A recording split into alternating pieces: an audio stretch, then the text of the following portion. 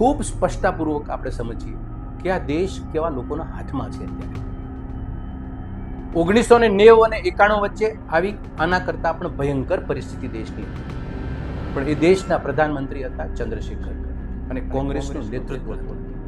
દેશને કેમ બચાવ્યો હતો એ કોઈ વખત ઇતિહાસને વાંચવા જેવો હતો. તો આજની પરિસ્થિતિ અને આર્થિક તબાહી આજે દેશની છે એવી નથી બચી શક્યા. બેંક ઓફ ઇંગ્લેન્ડ અને બેંક ઓફ જાપાનને ગીરવે આપ્યું, નાણાં લીધા અને દેશને બચાવ્યો હતો, પરંતુ દેશની સંપ્રભુતા સાથે એને સોદો નહોતો કર્યો. ભારતને ડિફોલ્ટ થતું એને અટકાવ્યું. દેશ દેવાદાર ત્યારે હતો, પણ દેશ માય કાંગલો દુનિયાની સામે નહોતો. આજની પરિસ્થિતિ શું છે? અને જે દેશનું સોનું વેચાઈ જાય, સરકારી સંપત્તિ, કંપની, મિલકત બધું વેચ્યું, પણ સોનું એ વેચવાનો અર્થ એ થાય કે આ દેશ આર્થિક રીતે સંકટમાં છે.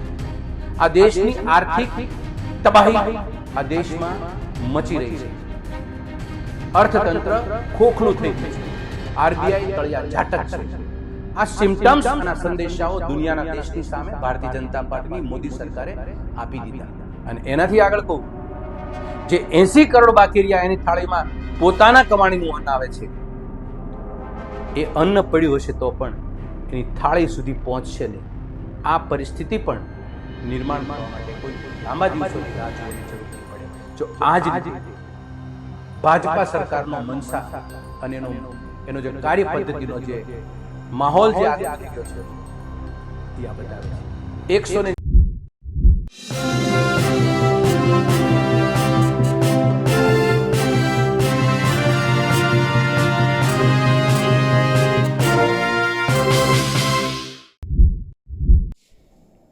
દેશમાં કંઈ પણ સારું થયું હોય તો તેના માટે વડાપ્રધાન નરેન્દ્ર મોદીને શ્રેય આપી શકાય છે.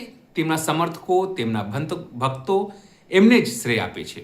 અને કંઈક ખરાબ થયું હોય તો તેના માટે દેશના પહેલા વડાપ્રધાન નહેરુજી તે જવાબદાર ગણાય છે. એ સિવાય ઇન્દિરા ગાંધી પણ ઘણી વખત જવાબદાર ગણવામાં આવે છે, તો રાજીવ ગાંધી પણ. એટલે કે ઘણી વખત તો ભાજપના જે સમર્થકો છે, મોદી સાહેબના જે સમર્થકો છે, તેઓને 2014 પછી જ આઝાદી મળી હોય, એટલે કે જે 6 વર્ષ અટલ બિહારી વાજપેયી સાહેબના હતા તેમને પણ તેઓ નગણે ગણી નાખે છે. પણ મહત્વની વાત એ નથી. મહત્વની વાત એ છે કે હવે સોનું વેચવું પડ્યું છે, વેચવા કાઢવું પડ્યું છે. કારણ કે સ્વાભાવિક છે, ડોલર લેવું છે, દેશના અર્થતંત્રને બચાવવું છે. તો સ્વાભાવિક છે ભક્તો આને પણ માસ્ટર સ્ટ્રોક ગણાવશે.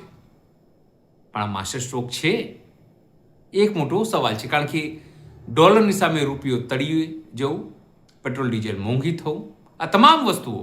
પણ સૌથી ખરાબ બાબત કે આટલા વર્ષોમાં ઉદારીકરણ બાદ પ્રથમ વખત જે દેશ મજબૂત હાથોમાં વાત કરવામાં આવતી હતી, હવે સોનું વેચવા કાઢવું પડી રહ્યું છે. નમસ્કાર, હું છું ચિંતામણી પુત્ર નીલ પટેલ. સ્વાગત છે આપનું મારા કાર્યક્રમમાં. આવો જોઈએ અને સાંભળીએ કોંગ્રેસના નેતા મનહર પટેલ આ અંગે શું કહી રહ્યા છે. એક બાજુ 2047માં વિકસિત ભારતના સપના દેખાડવાના અને બીજી બાજુ આ દેશની સરકારી સંપત્તિઓ, સરકારી કંપનીઓ અને સરકારી સોનું એને વેચવાનું કામ કરવાનું. 22મી મે 2026 આરબીઆઈના કબજામાં રહેલું, ભારત સરકારના કબજામાં રહેલું આપણા દેશનું સોનું, આપણા સૌનું સોનું, 120 લાખ કરોડ રૂપિયાનું સોનું, 83 મેટ્રિક ટન સોનું આ દેશની નરેન્દ્રભાઈ મોદીની સરકારે વેચી માર્યું. ખૂબ સ્પષ્ટતાપૂર્વક આપણે સમજીએ કે આ દેશ કેવા લોકોના હાથમાં છે અત્યારે. 1990 અને 91 વચ્ચે આવી આના કરતા પણ ભયંકર પરિસ્થિતિ દેશની હતી. પણ એ દેશના પ્રધાનમંત્રી હતા ચંદ્રશેખર અને કોંગ્રેસનું નેતૃત્વ હતું. દેશને કેમ બચાવ્યો હતો એ કોઈ વખત ઇતિહાસને વાંચવા જેવો હતો. તો આજની પરિસ્થિતિ અને આર્થિક તબાહી આજે દેશની છે એવી નથી બચી શક્યા હોત. ચંદ્રશેખરની સરકાર 1990નો અંતનો ભાગ અને 1991ની શરૂઆતમાં આ દેશની નહીં સમગ્ર વિશ્વના અનેક દેશોની પરિસ્થિતિ નાજુક હતી, આર્થિક રીતે તબાહી હતી. એવા સમયે આ દેશની સરકારે સોનું ગીરવે મૂક્યું હતું, વેચ્યું નહોતું. બેંક ઓફ ઇંગ્લેન્ડ અને બેંક ઓફ જાપાનને ગીરવે આપ્યું, નાણાં લીધા અને દેશને બચાવ્યો હતો, પરંતુ દેશની સંપ્રભુતા સાથે એને સોદો નહોતો કર્યો. ભારતને ડિફોલ્ટ થતું એને અટકાવ્યું હતું. દેશ દેવાદાર ત્યારે હતો, પણ દેશ માય કાંગલો દુનિયાની સામે નહોતો બન્યો. આજની પરિસ્થિતિ શું છે કે આજે ભારત આઝાદ થયાના આજે 75મા વર્ષે એક બાજુ આ ઠાવકાઈથી આ ભારતીય જનતા પાર્ટીની સરકાર અમૃત મહોત્સવના નામે ઉત્સવ ઉજવે છે, અને એ જ વર્ષે આ દેશ એ પોતાની સંપ્રભુતા વેચી અને દેશને દુનિયાની સામે એટલો દુબળો સાબિત કરી દીધો. અને જે દેશનું સોનું વેચાઈ જાય, સરકારી સંપત્તિ, કંપની, મિલકત બધું વેચ્યું, પણ સોનું એ વેચવાનો અર્થ એ થાય કે આ દેશ આર્થિક રીતે સંકટમાં છે. આ દેશની આર્થિક તબાહી આ દેશમાં મચી રહી છે. અર્થતંત્ર ખોખલું થઈ ગયું છે. આરબીઆઈ તળિયા ઝાટક છે. આ સિમ્ટમ્સ અને સંદેશાઓ દુનિયાના દેશની સામે ભારતીય જનતા પાર્ટીની મોદી સરકારે આપી દીધા. સૌ લોકોને વિચારવાનું છે, આ દેશ 140 કરોડ લોકોનો છે, અને 140 કરોડ લોકોમાં 80 કરોડ લોકો સરકારી અનાજ ઉપર જીવે છે.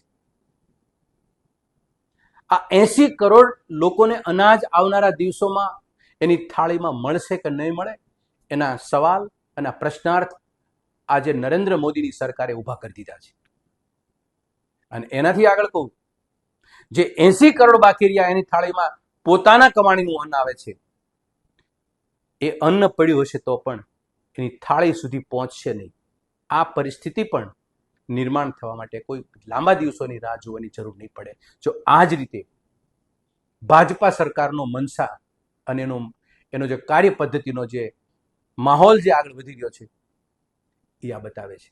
140 કરોડની જનતામાં 80 કરોડને સરકારી અનાજ મળતું દુર્લભ થશે, અને 40 કરોડ એ પોતાનું કમાયેલું અનાજ એ ખાઈ શકે એવી પરિસ્થિતિનું નિર્માણ નહીં રહે. સૌ લોકોની સામે આ ચેલેન્જ છે, અને આ ચેલેન્જ અને પડકારો માટે નિમિત્ત કોઈ બહારની ચેલેન્જ નથી.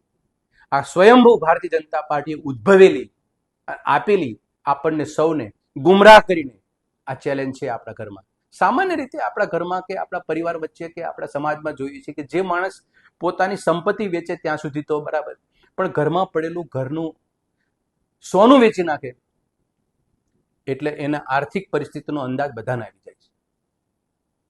અને જે આવી પરિસ્થિતિમાં એનો મોભી માણસ વેચે અને 140 કરોડની જનતા જોઈ રહે, એનાથી વધુ આપણી સૌની દુર્બળતાથી મોટી દુર્બળતા એકેય નથી. સૌ લોકોએ વિચાર બદલવાની જરૂર છે, સૌને વિચાર કરવાની જરૂર છે, અને સૌ લોકોએ આ ચિંતન કરવાની જરૂર છે. આ દેશની સંપ્રભુતા અને દેશ આર્થિક રીતે સંપૂર્ણ રીતે બરબાદ થયેલો છે. આપણને સૌને સાંભળવા હવે પછી શબ્દો મળે કે 2047માં દેશને વિકસિત ભારતના સપનામાં લઈ જવા છે, ત્યારે હાંસી કાઢજો અને આ વાતનો એને જવાબ આપજો. આભાર. મનહર પટેલની વાત સાંભળીને આપણે શું લાગે છે જરૂરથી અમારા કોમેન્ટ બોક્સમાં કોમેન્ટ કરજો. એ સિવાય અમારી યુટ્યુબ ચેનલ લાઈક કરો, સબસ્ક્રાઇબ કરો, બેલ આઇકન દબાવો. સાથે અમારી વેબસાઇટ છે www.gujaratpress.in, ત્યાં પણ જઈને તમે બધું અપડેટ થઈ શકો છો. સાથે અમારા ઇન્સ્ટા અને ફેસબુક પેજને પણ ફોલો કરવાનું ન ભૂલતા. અત્યારે માટે બસ આટલું જ. નમસ્કાર.